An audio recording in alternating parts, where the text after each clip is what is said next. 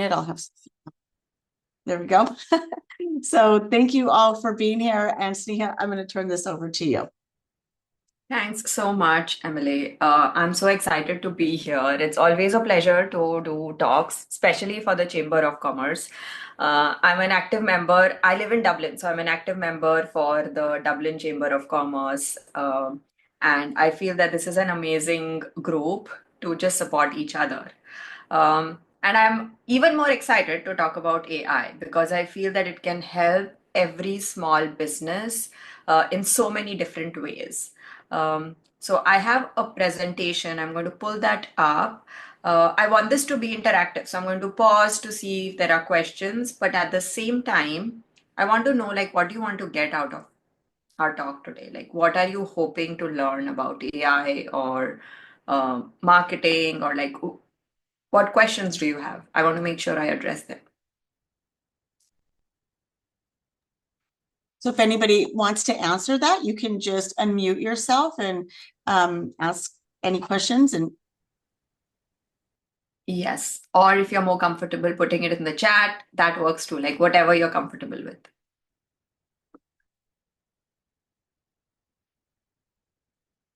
Using it for marketing leads. Okay.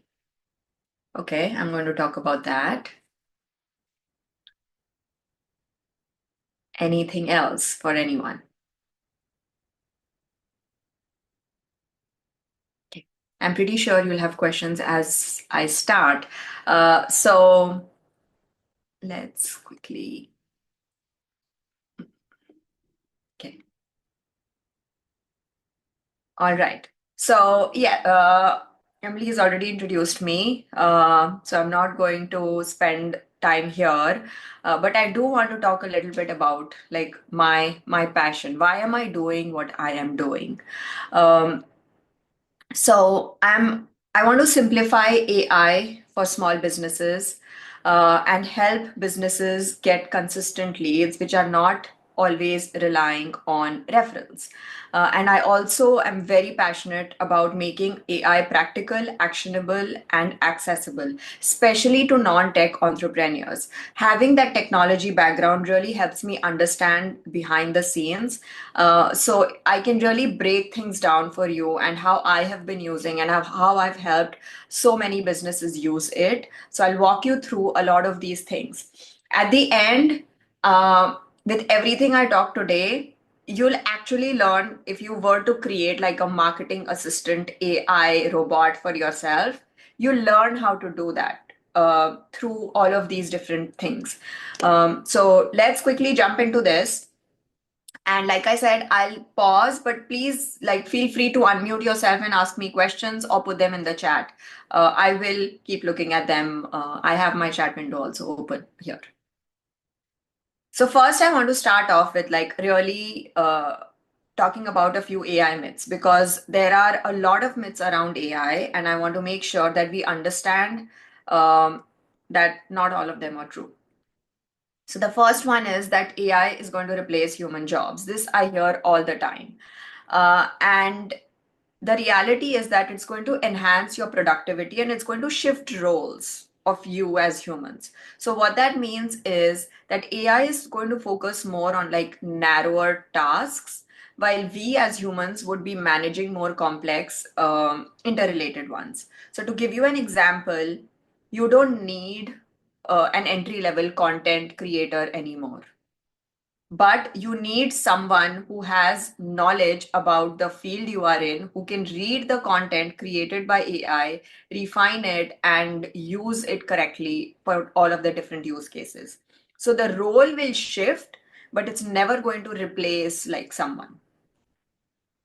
Another myth is that AI is too complex and inaccessible, while in today's world, a lot of the tools are very user friendly and easily accessible. Um, Sometimes, when you start thinking about the technology behind it, yes, it can feel complicated on how to use it, but you don't need to know anything about that. Like, think about the just the front end and how do you want to best use, and I'll talk about all of that.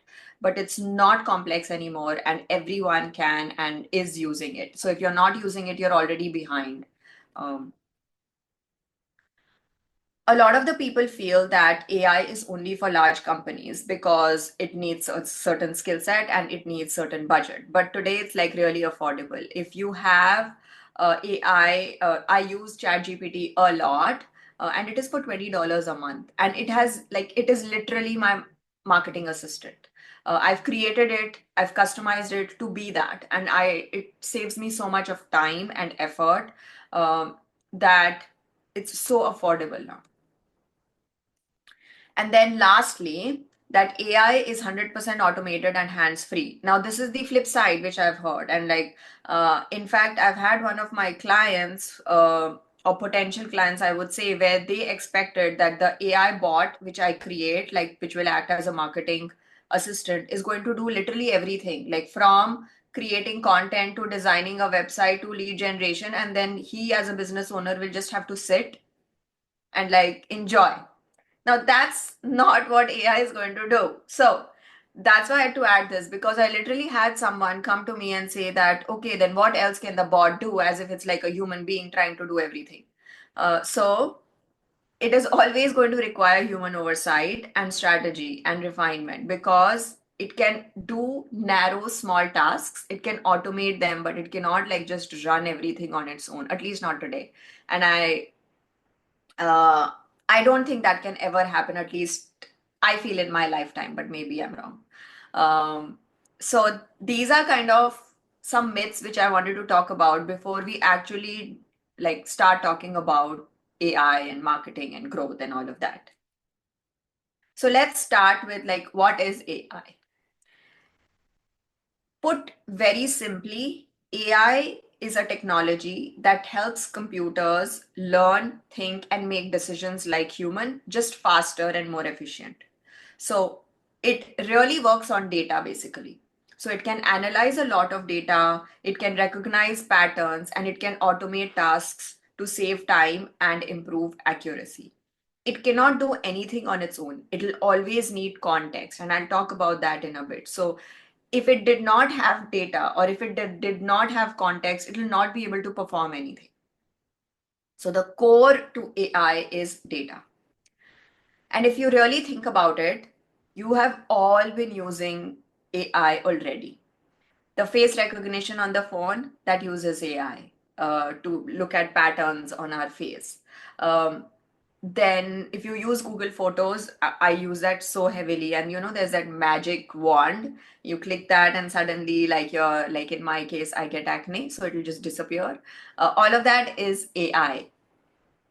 Then any social media platform you are on, you see that you get content based on on the kind of content you have interacted with. There is AI in the backend, which is learning. Again, it's data, right? So it's learning based on your actions and then giving you suggestions and giving you information based on your actions. If you have Google Assistant or Alexa, all of that again uses AI in the back end to answer all of the questions. Netflix, Spotify, any of the streaming app which is giving you very personalized recommendation, all of that again is using AI in the back end. So if you think about it, you're already using a lot of AI. We just never knew about it until now, because now it's so freely and easily accessible to ChatGPT. Like the moment 2022 November they launched and they gave it out in public, people started feeling that now AI is there. But actually, no, it's been there for a really long time. Now it's just more accessible for our everyday tasks. One of the questions which I keep getting asked is, how is AI different from automation? So I just wanted to quickly give you examples so that you know like how both of these are very different, but there is a little bit of overlap. So in terms of functionality, right? Automation works on very predefined rules and manual inputs. So basically, it's like if and then statement. If this happens, do this. If that happens, do this. When you do, when you define rules based on this, that is automation. So anything with if then, it'll just follow that path. It'll just follow the workflow. That is automation. What happens with AI is it'll start using context. So it'll follow the automation initially, but if someone reacts in a different way, or if the output is different, it'll change the workflow based on the reactions. And that's kind of the difference. So it'll learn from the data and then adapt and improve.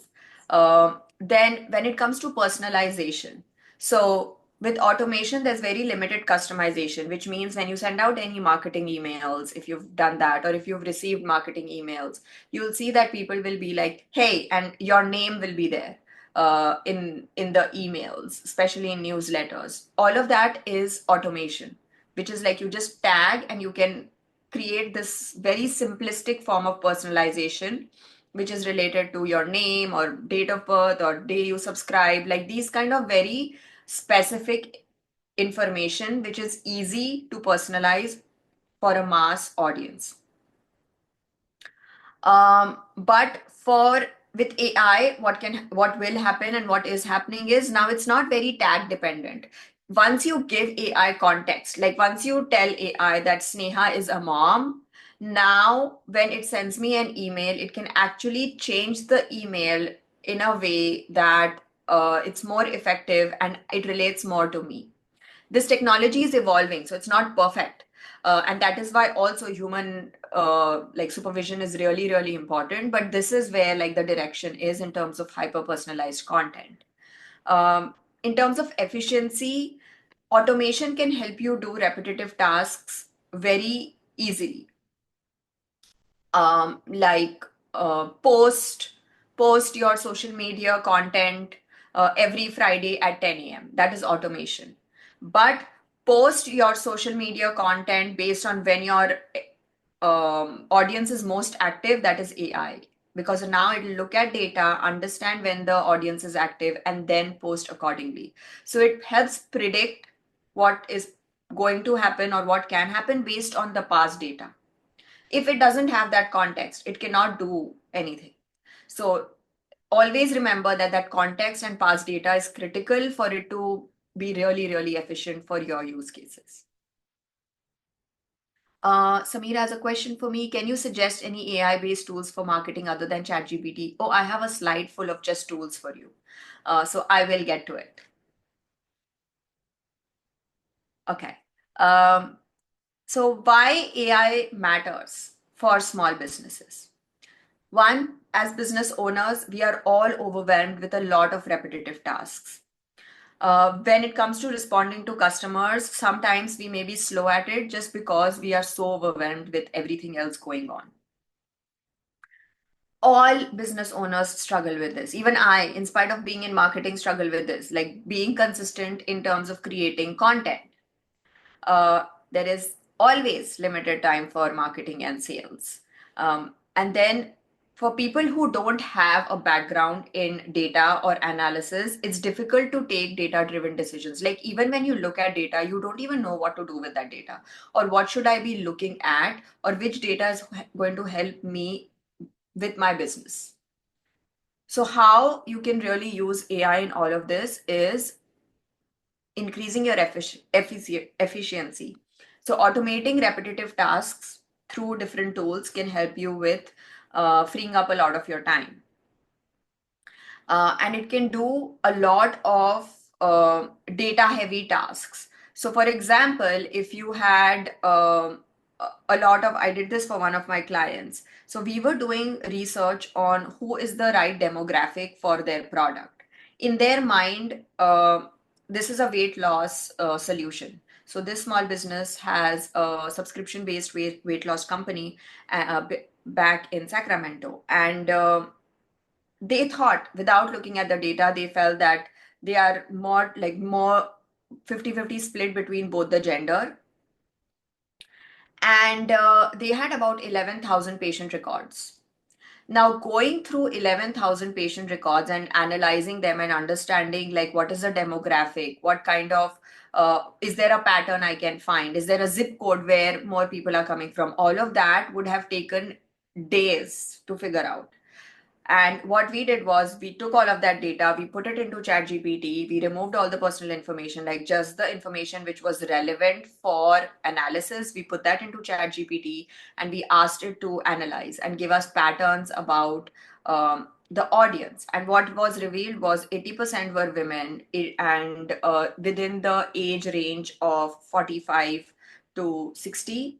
And then when I went and spoke to the practitioner at the clinic, they mentioned that majority of their patients were premenopausal or menopausal. So in as business owners, we feel that our target audience is this, or we feel that these kind of customers are coming to us. But when we actually did that analysis of the patients, we realized this. So now I have marketing campaigns for them which are focused on menopausal and premenopausal as well, and not like just generic marketing. So you see how it can really change your business decisions if you know what to look for and really use it to your advantage. Another benefit is enhanced personalization. So you can tailor all of your marketing messages to be more personalized and individualized to customers. And this improves your customers' experience because now they feel that you are talking just to them and not to everyone else in the world. It helps you also make data driven decisions. So it can analyze large amounts of data and it can help you be more informed, and also real time data. So it doesn't have to be like past data. That's where the future is going. It'll give you like information very real time. Even today, Google Analytics gives you real time data, which means if somebody is on your website right now, it'll tell you that there's one person on your website or 10 people on your website right now in real time. Other places where AI is being used across different industries. So in e-commerce, there's a lot of AI-powered recommendation engines to suggest products based on customer behavior, increasing sales and personalization. So if you go to a big website like say Amazon, and when you see at the bottom there are suggested products, there is AI engine behind that, which will give you products, and it'll understand whether you are clicking more bestsellers or are you clicking more sponsored products or are you clicking more Amazon choice products, and it'll update and give you suggestions based on those things. Content. So tools like ChatGPT and Jasper are great for generating blog posts, captions, and emails. Marketing. AI automates ad targeting and customer segmentation. This is really powerful, especially like meta ads. Meta ads is really enhancing its AI capabilities. Eventually you will not even need to do anything. You just put your ad, you put who you're targeting, and it will start like sending ads to relevant people, learning from that data, and then again tweaking who it wants to show its ads. The technology is still work in progress, but I've tested it and it's really powerful. Within healthcare, AI assists in diagnosing diseases, analyzing medical images, and personalizing treatment plans, improving patient outcomes. And in the finance industry, AI is helping detect fraudulent transactions, automating risk assessments, and provides predictive analytics for smarter financial decision making. Like a lot of financial institutes use AI to analyze whether somebody should be given loan or not, like this kind of information. Sometimes it's not even about the analysis, like it's about the time saving. And I'll share an example of my own business, like how I used to do something and it took me 2 months, and today it just takes me a day to do the same thing. Some common uses in marketing are using AI powered chatbots for instant customer support, content creation across everything. I literally use AI for all of my content creation. And it gives me the first draft in seconds. Email marketing with AI driven segmentation. Most of the email marketing tools, industry leading email marketing tools, have this. And I'll talk about a few of them when I talk about tools. And AI for predictive trends and customer behavior. Customer behavior has changed a lot over the past 5 years, and even in the last 1 year, it has really changed. So knowing where the trend is, knowing how your consumers are consuming content and taking decisions can really help with your business growth. And AI can help you with analyzing all of that. Where I am using AI in almost everything. So, research like customer avatars, buying behaviors, industry trends, what are the benchmark metrics which I should look at, brainstorming content ideas, which channel would be relevant, what budget should I allocate, content creation. So, from newsletters to posts to promotions, emails, like literally everything. And I use it also for a lot of planning, like to give me a sense of my calendar, what all have I already planned, and like what is my bandwidth, and then like creating a plan accordingly. So, like launch plans, any content calendar, and all of that. Questions for me? I have a question. Yeah. So where you're using AI for all of these, there's different AI resources that do each one, right? Going back to the question in the chat, not just Chat GPT, but there's others out there that get you to like planning. That, Yes. So it honestly it depends. So there are different tools for different things, and I'll talk about that.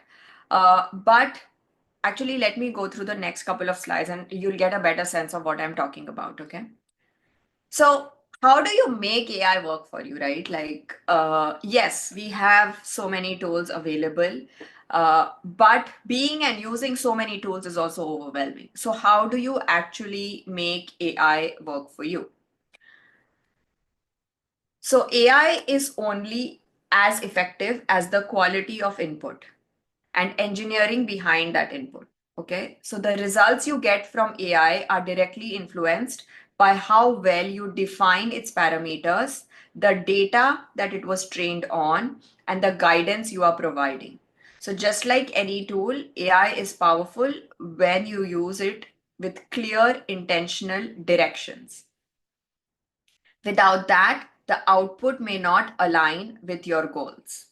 And ultimately, the potential of AI is unlocked by thoughtful design and purposeful input. Any tool you use, one, I would recommend, AI is still evolving. So I would recommend using industry leading tools. Depending on your use case, honestly, for me, ChatGPT does almost everything. And it does it because I've trained it to do it. It was not built to be my planner. It was not built to help me with brainstorming, but it does everything. So let me show you an example. I know this is like tiny, but on the left side, this is, I've used the same prompt, okay? I've used the same question where I've asked ChatGPT to create a LinkedIn post sharing tips for marketing. And this one is my generic chat GPT. Like I've not given it context, I've not given it any information, I've not trained it to be me. So the output I get here is very different from here. And this is what I've trained. And you'll know because here it says ChatGPT 4 and this says Jarvis. I call my, I'm a geek. I love Iron Man. So I call my ChatGPT like my assistant Jarvis.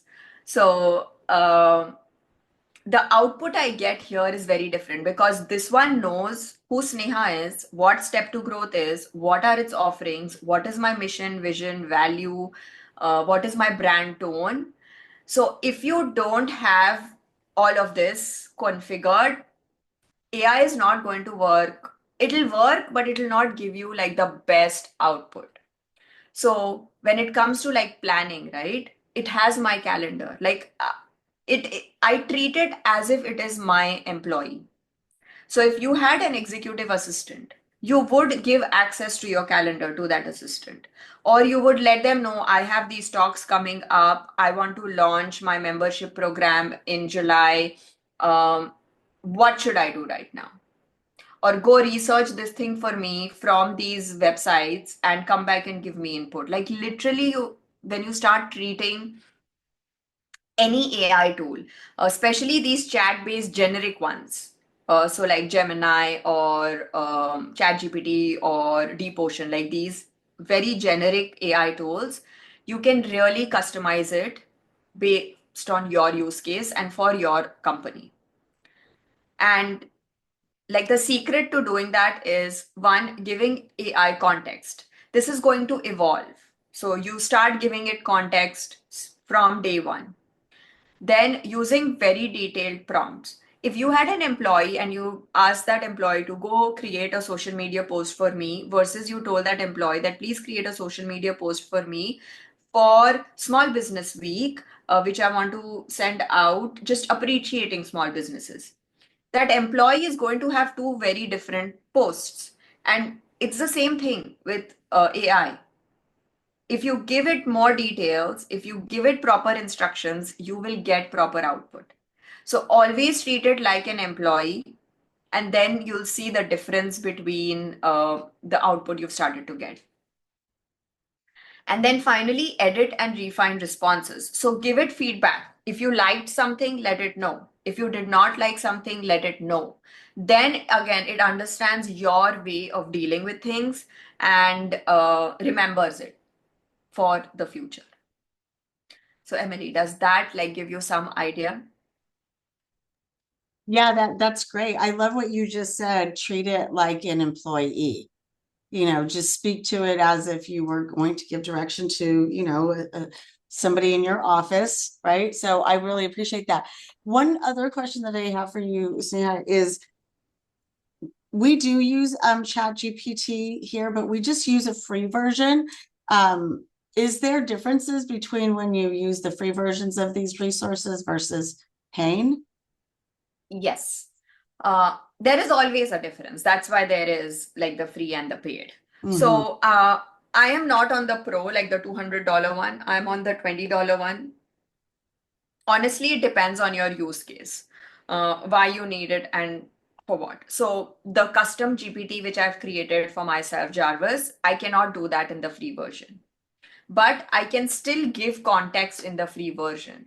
So to, for example, if you wanted to create a social media post for say a campaign you want to run, or you have an event, in the free version, what I would do is create like a document with the title, with the description of the event, the purpose, the audience, and attach that document first to the chat, and then tell it that, okay, review the attached document. And now, based on this information, I want you to create 5 social media posts to promote it. Give me dates, give me timelines, suggest visual ideas. You can be as detailed as you want, Mm-hmm. and the output you get that way will be very different from just asking it to create a post for an event next week. So that context piece is really, really important.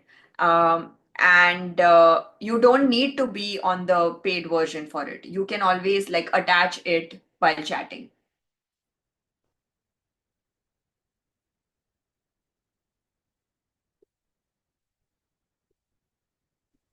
Yeah, to your website. Yes, so that's right, Samir. So Samir is saying that you can also point the AI to your website to give it context.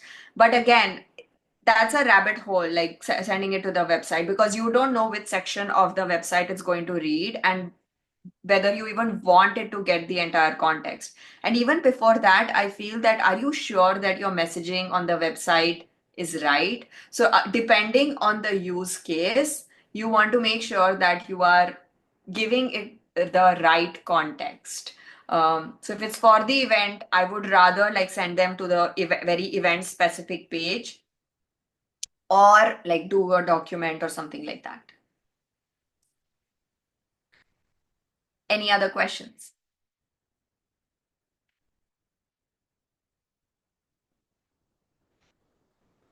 Okay. So I'm going to cover like a few business and marketing fundamentals, because if this is not there, then AI is going to be useless. Because this context piece, like to give it context, you need to know what context you need to give. So I have this AIM method which I use for all of my businesses, which is alignment, where you want to align your goals with the audience and position it correctly. whatever your product or service is. Then implementation, which focuses on using the right channels and content on those channels. And then measuring, because if you're not measuring anything, you're not progressing at all. So what data to look at? So we start from an alignment point of view, we start with defining very clear objectives. So what is the goal when it comes to marketing or just in general, whether it's awareness, whether it's lead generation, conversion, customer retention? And you want to have this very smart framework, which is specific, measurable, achievable, relevant, and time bound. Your goal has to be this. So, to give you an example, instead of having a goal which is I want more website traffic, it should be I want to increase my website traffic by 20% over the next 6 months. When you let AI know that this is your goal for your business, then all the planning, all the strategy, all the content it gives will be with this goal in mind. So, that is why this fundamental is really, really important. So you can use again very generic tools for brainstorming and refining your objectives on your business data. So you can also give it like past business data that in 2024 my revenue was 100K. This year I want to reach 150K. Um, what what should my goals be? How do I think about it? What should my timelines be? And it'll come up with something for you which is going to be more relevant than a very generic prompt. Another context you really need to give is your target audience. And this is something which I've heard so many business say that my product or service is for everyone. The moment you market to everyone, you're not marketing to anyone. Nobody is listening to you. So you want to figure out who is your niche. And to do that, you want to first think of, are there shared identities within your niche? So if you've been in business for a while, look at your past customer data. If you have your past customer data, put that into an AI tool and ask it to figure out, like, are there any shared identities, or is there a pattern in terms of me attracting a certain kind of audience? Examples of shared identities would be like based on job titles or based on personal identities. Like personally, I identify myself as a mom. So, what is that personal identity? Or it could be interest based, like groups of people who enjoy outdoor activities or who enjoy hiking, biking. Like, is there something like that which is common? Value based. So, certain values in terms of food, in terms of the kind of products you are buying. Once you have like the shared identity in place, when you start like actually thinking about it, you might have more than one. Okay, so like just list everything down. The next you want to see is within this shared identity, is there any demographics which make sense for your audience? In some audiences, it may make sense. In others, it may not. Like the weight loss example I gave there, it made sense. But for my business, the demographic really doesn't make sense. I help business owners, service-based business owners, the demographic, like their location, age, income to some extent, maybe like the revenue, because they should be able to afford the services right now. But most of the times, like that's not a factor in my business. So demographic is not a make or break. Like it may be relevant or it may not be. And then finally, if you have more than one, right, segments which you came up with, then you want to score them. Like which one do you want to focus on? And this is like the easiest way to score them. Score them first based on their ability to pay. So on a scale of 1 to 5, 5 is like, yes, they have enough money to pay for your product or service, and 1 is no, they don't. So their ability to pay, their need for your product or service, and access to that target audience. Like, do you personally know people within that target audience? And then, are you interested in working with that target audience? So, rate all of these with 5 being the highest and the score you want, and 1 being the lowest score, and add all of that to get like the final score. And the one which has the highest score is the target market you want to go after first. And that is how like you define your audience. Once you have that, that is your second piece of context going into AI. Then is the positioning. So, positioning is basically your value proposition and your differentiation. And why this is important? Because it helps you differentiate in the market. It gives more clarity in terms of what you are offering. You get a more customer loyal base because now you are really targeting and positioning this small target segment. It guides your entire marketing, sales, and even sometimes your product and service development or offering which you have. And this is going to help you maintain consistency. So the language you use, the content you create is now going to be consistent. So the third piece of context that goes in is going to be your positioning. And how can AI help in all of this would be, remember this, okay? AI has all of the data available about your ideal customer. It knows everything. It knows the pain points. It knows the demographics. It knows their buying behavior. It knows what keywords are relevant and important. You just need to know how to ask that and extract that information, store everything in one document, and that becomes like your about the target market, and then about your business objective, and then another one on positioning. So you want to start creating like documents for this, which you're going to feed into AI to like build something which is for your business. Questions for me? Helpful so far?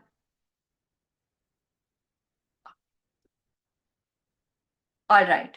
So that was the first piece, right? In terms of the foundations, like the goals and positioning and audience. Once you have all of that, now you want to start thinking about where do I go and find these people? Like what channels and content is going to make sense? So the next step is going to be choosing the right channels. Now, when you think of marketing, you want to think of different channels. But when you're starting out, always just choose one channel. You don't have the bandwidth of being on all the channels. It's like a lot of work. So choose the channels based on goals and choose the channel based on where your audience is most active. So, for example, social media is great for brand awareness. Uh, Email is like everyone should have an email marketing strategy. I cannot emphasize this enough. You should have an email marketing strategy. That is by far the best ROI. For every dollar spent, you get $36 back. No other marketing channel is going to give you that kind of return on investment. You won't get that immediately. It'll take you time to like figure out what your audience likes and is responding to, but it's going to be worth it. SEO is a long-term inbound marketing. Inbound is people search for you and then they come and inquire. Outbound is you go and reach out to people. So social media is outbound, like you are giving content to people to look at. SEO is long term, which means it'll take about 6 to 8 months for any business to show up on the first page of Google for certain keywords when done correctly. So if an agency comes and tells you they'll get you on Google in a month or two, it's not going to happen. Either they are not using ethical practices or they don't know what they're talking about and they just want you to be their customers. I have had a lot of small business taken advantage of. I had one client who set up a Google My Business account, and I had a call with him and I asked him like, what are you doing in terms of sales? Have you started reaching out to people? This is a new business, okay? Have you started reaching out to people, understanding like, no, I have my Google My Business account. People will find me and come. It doesn't work that way. So be mindful and understand that there are a lot of people wanting to take advantage of you. My intention is to give you all of this information so that you know when somebody tells you I'll get you on Google in first 2 months, you're like, oh, you're lying. It's not possible.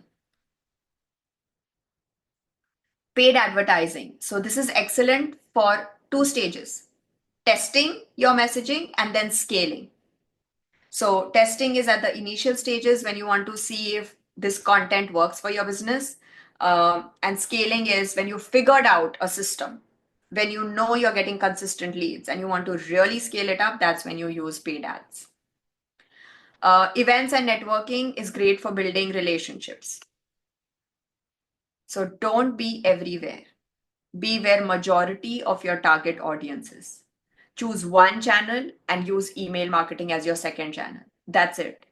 You don't need to be everywhere. Just two channels is more than enough. Then based on the channel you choose, you want to have a content plan. So what are you going to say? How are you going to say it? And when are you going to say it? Basically, that piece.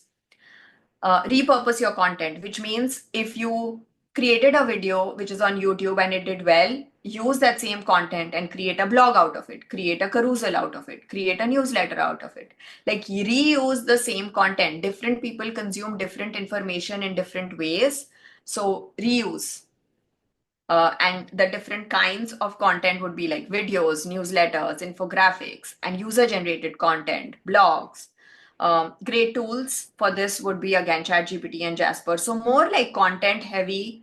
Uh, I've used other AI tools which are specific for content, like writer.ai. They are great tools. It's not that they are not. It just that I started using ChatGPT earlier and it has the most context. So whoever has most context about you is the tool you want to use. Like when DeepSeek came out, I didn't even want to try it because I would have to train it again to do everything. So just be mindful of all of that. And then create a design, if relevant, for the channel for impact. So there should be consistent branding, the messaging should be clear, and the visuals should be engaging. Most importantly, don't get carried away, okay? You don't want to spend hours on this. Just pick a template and start from there. Don't try to be perfect because there's no such thing. And like design is not as important as the content and messaging. So focus more on that piece. Design is just something good to have. And some tools for designing would be Canva, Wix, WordPress. All of these today have some form of AI within the tool to help you make things easier. So how can AI help in this phase, right? Your implementation phase. It has all the data about channels. So ask it, when should I send emails? What is the best day, best time for my audience? When should I post on this channel for this audience? When should I post a reel? When should I post a story? Like it has all the data. Ask AI for help. Look at conversion rates. So what can I expect when I post? If I have 1,000 followers, will I get any engagement? What is the industry standard and what is the rule? Um, Understand expectations for each of the channels. You can take help for content draft. You can also take help for design ideas. Like I want to create a post, give me 3 design ideas on what should I think about, and it'll give you like really good design ideas. And you can use it for a lot of brainstorming. So whether it's ideas or naming or hashtags, like any form of brainstorming. That's how AI can really help you at this stage. And then the final piece is measurement, understanding data. So you want to track different metrics, right? So some key metrics to track would be engagement, which is likes, comments, shares, clicks, opens, and conversions, which is like directly related to your business. These are examples, but again, use AI to figure out which metric makes most sense for the campaign you are running. If you do not have Google Analytics installed, please go and install that. Like that is one tool which you really, really need to analyze and understand what is going on your website. Then you want to learn from data. Analyze, don't assume. Majority business owners will just assume that this happened. No, you have data. Analyze it. You'll see like your entire growth strategy changes once you start relying more on data. Use data to understand what's working and what isn't, and then modify your strategy. to adapt based on all of this data you have collected. So this is like an example of how I used to work before AI and now. Like, so I provide the service where I'm creating a very clear, actionable marketing plan for a business. I'm creating a high converting lead magnet. I'm creating their landing page content and a fully built email series and promotional content for their lead magnet and then content ideas for the entire year. Effectively, it's like an end to end lead generation system for any business. Before AI, I would charge $15,000 and it would take me 2 months to do all of this. Today I charge 2,000 and can get everything done in a day. So from a business point of view, my customers are saving 86% in cost and 60 times, like they're in a day.